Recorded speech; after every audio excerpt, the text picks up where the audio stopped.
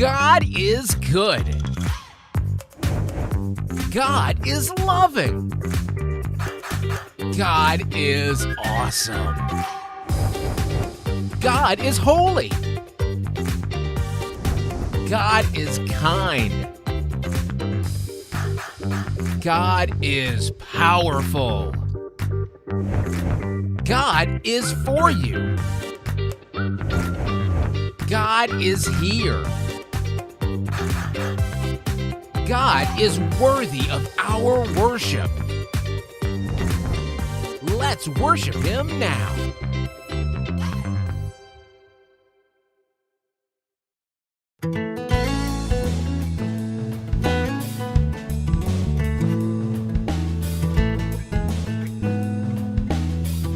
Hello, boys and girls. This is Aunt Fernita.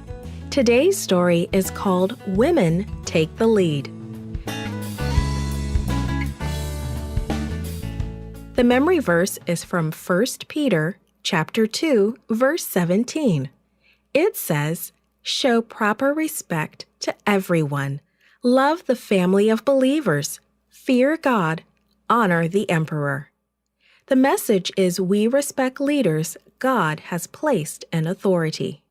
Have you any special jobs you do at home? Does your mom or dad ask you to do things? God has special work for each of us. Let's discover more about one person whom God gave a special work.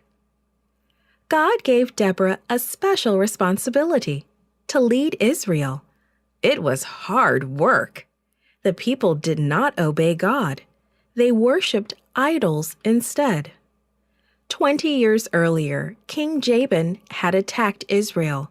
He won the battle and made the Israelites his slaves. Now everyone lived in fear of the king and his general, Sisera, who had 900 chariots of iron. Deborah was called a judge. She did not have an office in a courthouse, as judges do today. She sat outside, under a palm tree. When people had a problem, they came to her to help them find a solution. They asked her for advice. Again and again, she heard how the people were sorry for turning away from God and for worshiping idols. They asked her to teach them to worship the true God. One day, God spoke to Deborah. "I have heard the prayers of my people. I will deliver them from slavery." Deborah listened to God's instructions.